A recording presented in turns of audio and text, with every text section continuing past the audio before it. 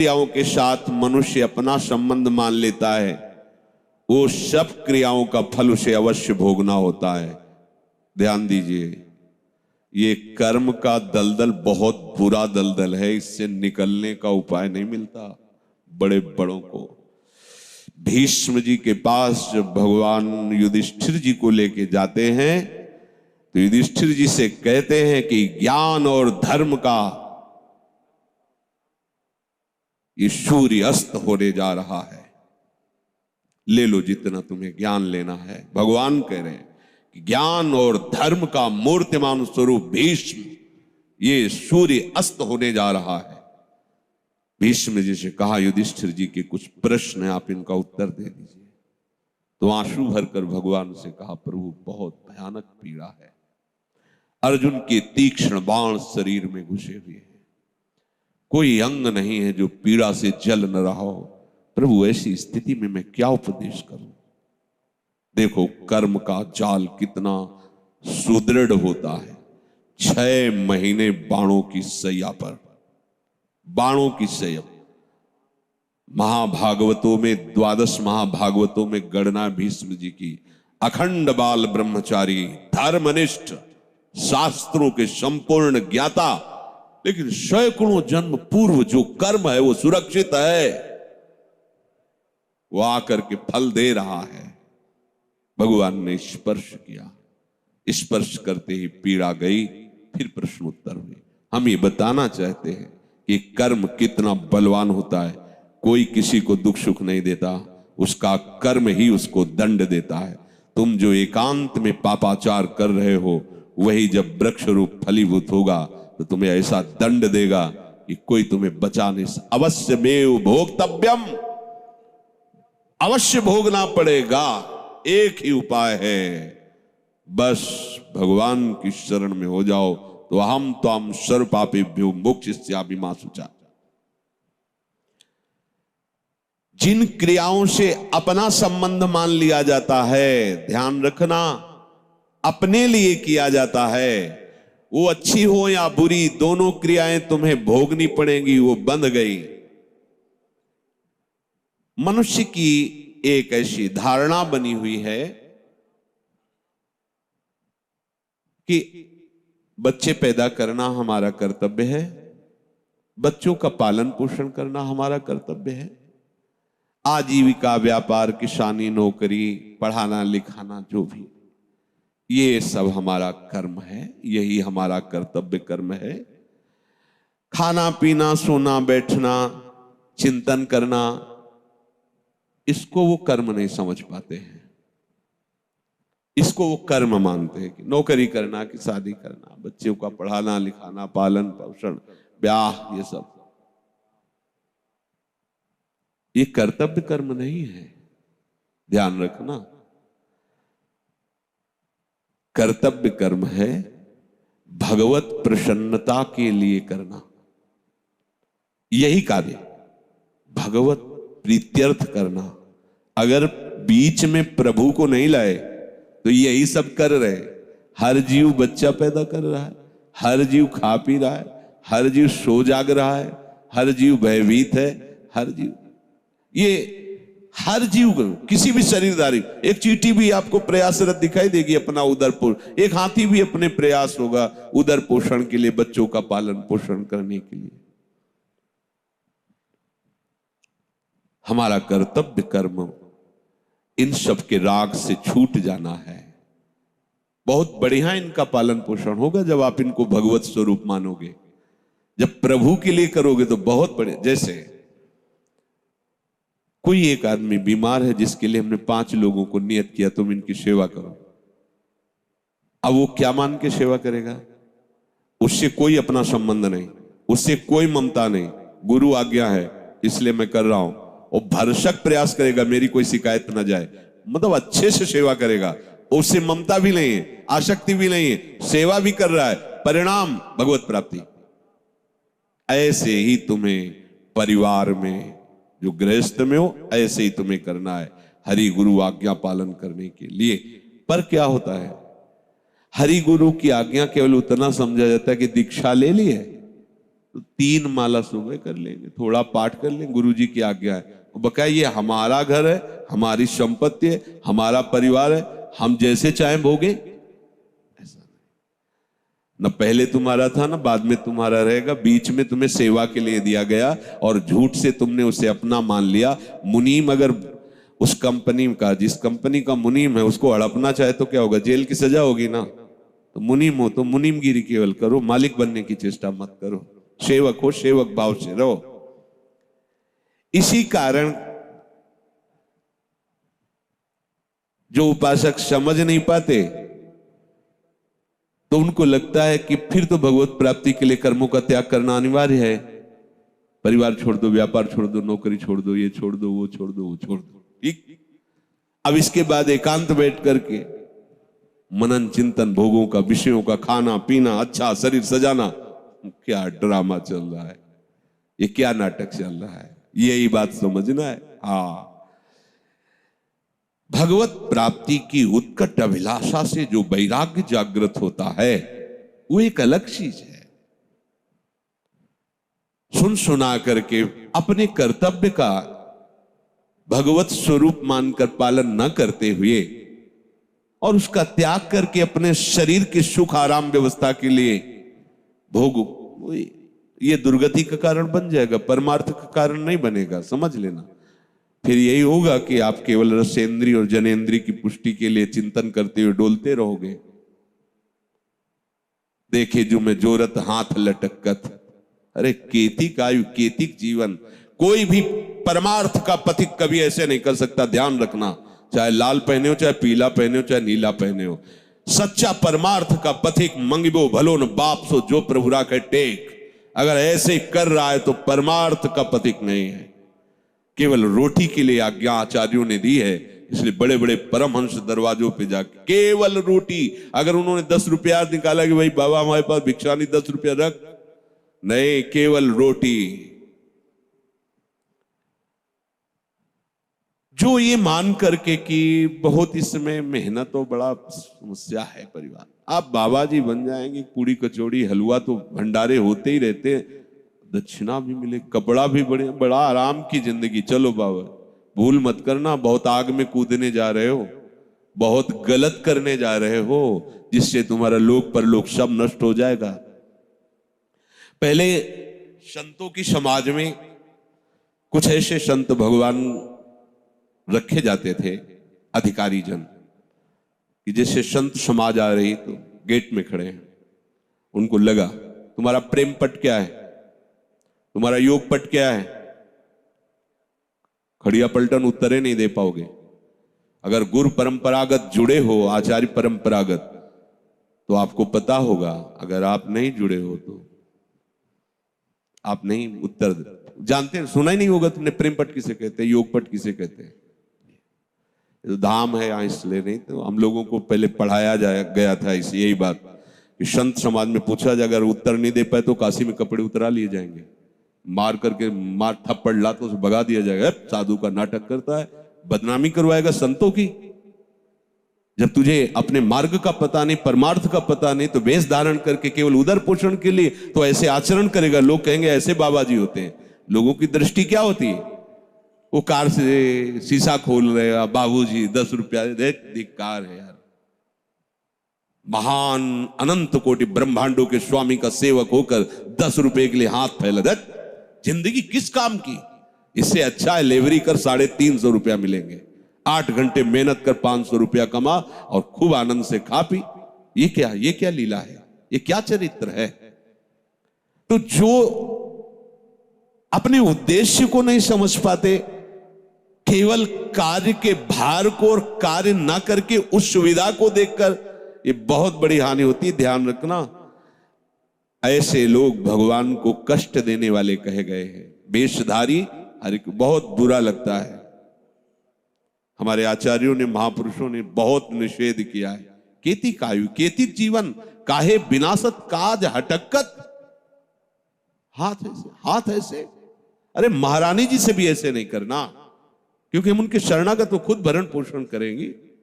हाँ, वैसे कैसे, ऐसा हो ही नहीं सकता।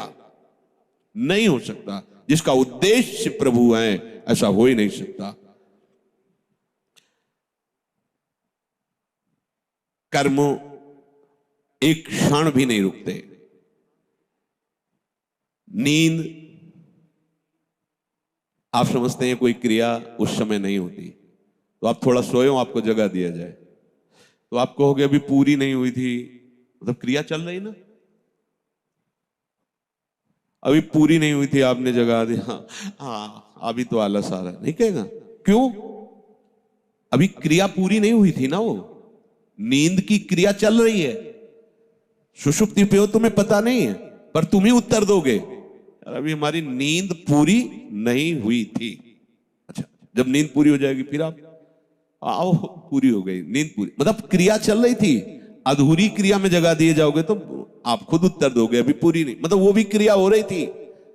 आप सुषुप्ति में थे पर क्रिया चल रही थी प्रकृति की, तभी तो आप कहते हो ना कि अधूरी हुई। चिंतन, सूक्ष्म चिंतन चलता ही रहता है। स्थूल शरीर की क्रियाएं नींद आदि, सूक्ष्म शरीर की क्रियाएं चिंतन आदि, समाधि आदि, ये सब कारण शरीर तक की। जैसे मूर्छा में है, कारण शरीर काम कर रहा है, चिंतन बंद है, स्थूल शरीर पड़ा हुआ है, पर कारण शरीर का अगर वो ना रहे तो चेतना कैसे आएगी? वो भी क्रिया चल रही, एक क्षण भी बिना क्रिया के नहीं रह सकते। तो शरीर से अहंकार पूर्वक जितनी क्रियाएं होती हैं वो हर शरीरधारी को भोगना होता है। इस कर्म जाल से बड़ा प्रचंड भूत है ये कर्म, छोड़ेगा नहीं। कहीं भाग जाओ, वृंदावन धाम जाओ, चाहे जहां जाओ, छोड़ेगा नहीं तुम्हें, ये तुम्हारे साथ रहेगा, तुम्हें भोगना पड़ेगा। किडनी फेल, भोगना पड़े, अवश्य में वो भोक्तव्यम। हाँ, भगवान की शरण में तो ऐसे गोद में रख के पार करवा देंगे, भोगना पड़े। इसीलिए डरते रहो कोई ऐसा कर्म न बन जाए। बन गया गया, आकाश में उड़ गया, तुम्हें लगा कि वो कोई जाना नहीं, निपट गया, नहीं, वो तुम्हारी खोपड़ी में बैठा है। अब वो तुम्हारी बुद्धि पे शासन करके वहीं ले जाएगा, वही करवाएगा जिससे तुम्हारी दुर्गति होगी, तुम्हें दंड भोगना पड़ेगा। कर्म किसी का सहयोग नहीं लेता, वो खुद इतना बलवान होता है कि तुम्हें दंड देने के लिए उसे किसी सहयोग की जरूरत नहीं, वो सब सहयोगी तैयार कर लेगा। जिस समय वो दंड फलीभूत होने का, वो केवल इंतजार करता है समय का, जहां समय आया हिसाब किताब बराबर कर देगा। डरते रहो आज्ञा के विपरीत कोई कर्म न बन जाए। इसीलिए जय हो भगवत शरणागति की, कि कोई भी कर्म उसको दंड नहीं दे पाएगा। देख लो, पूर्व में जो संचित गोदाम है उसमें आग लगा दी। आगे जो हमसे हो रहे हैं अनुलिख्या, अनुलिख्या लिखा ही नहीं जाएगा, ये अब बच गए। अनुलिख्यानंतानपि तदपराधान मधुपतिर, स्वयं मधुपति भगवान श्री कृष्ण लिखते ही नहीं। ये हरिवंश महाप्रभु कह रहे, सजनी जी कह रहे, नहीं लिखा जाएगा आगे का। किसका? शरणागत है, राधा चरणारविंद का। राधा राधा राधा, उसके गोदाम में आग लग जाएगी, भस्म। आग इसलिए कि अगर कह दिया जाए झाड़ के निकाल दिया जाएगा तो भी वो सुरक्षित है, बाहर आ जाएगा तो भी सुरक्षित है। आग लग गई, अब उसमें अंकुरण होने की संभावना ही नहीं। आगे वाले अनुल्लेख्यानंतान, बीच में जो शरीर है आ रहा है भोग, तो ऐसे गोद में बैठाल कर भोगवा रहे हैं, जिससे उसकी दृष्टि भोग पे नहीं है, जो गोद में लिए उस पर है। इसलिए वो जो गोद में लिए वो आनंद समुद्र है, इसलिए उसे उस भोग के समय, रोग के भोग के समय, कर्म जो प्रारब्ध बनकर आया उसके भोग के समय भी वो आनंदित रहता है, क्योंकि वो देखता है मैं हरि की गोद में बैठा हुआ हूं। इसलिए सावधान। प्रभु कह रहे कोई भी ऐसा नहीं है कि एक क्षण भी कर्म के बिना रह सके। कर्म जाल से मुक्त होने का उपाय मामेव ए प्रपद्य, बहुत अमृत में शब्द इसे समझ लो, नहीं तो बहुत बड़ी झंझट है ये कर्म। मांडव्य ऋषि हाथ उठाए दाहिने पैर के अंगूठे के बल, मंत्र जाप करते हुए समाधि अवस्था में थे। हम कह रहे कि 1 मिनट उस स्थिति में नहीं खड़ा हुआ जा सकता। हाथ उठाओ, बायां पैर के बल, जिसे दाहिने पैर का अंगूठा पूरा इस पे रखो और दाहिने पैर के केवल अंगूठे पे हो, बायां पैर का पूरा बल यहां सपोर्ट में हो और दाहिने पैर के अंगूठे में। अब आप देखो, धम्म से गिर जाओगे तुरंत। वो ऐसे खड़े और समाधिस्थ है, सावधान नहीं, शरीर की चेष्टा में समाधिस्थ है। राजा के यहां से चोरी करके देखो कर्म, राजा के यहां से चोर चोरी करके खजाने से अब जो राजा के यहां चोरी के बहुत ही प्रवीण होंगे, भागे तो राज कर्मचारी उन्हें पीछा किया, वो मांडव्य ऋषि जी के आश्रम में घुस गए, देखा राजकर्म, वहां पकड़ा, मैं माल सहित चोर मिले। राजकर्मचारियों के दिमाग में आया कि नाटक कर रहा है खड़े ऐसे तपस्या का, और चोर रखता है, चोरी करवाता है। उनको भी उठा लिया, अभी समाधि में ही है, उठा लिए गए, देखो कर्म। और उनको राजा के सामने पेश किया गया। समाधि एक भागवतिक स्थिति है। राजा ने बिना कुछ विचार किए उनको, जब प्रमाण है कि आश्रम से ही चोर और संपत्ति पकड़ी गई, शूली की सजा दे दी। भाले की आकृति का ऐसे लोहे का एक ऊपर से जाकर ऐसे छोड़ना जोर से, जो गुदा द्वार में घुसते हुए जहां तक घुस गया, नाभि या पेट तक, अब वो ऐसे टंगा, जितने घंटा 2 घंटा दिन जितना उसकी सामर्थ, वो तड़प तड़प के मरेगा। बहुत कठिन सजा होती थी, सूली की सजा इसे कहते हैं।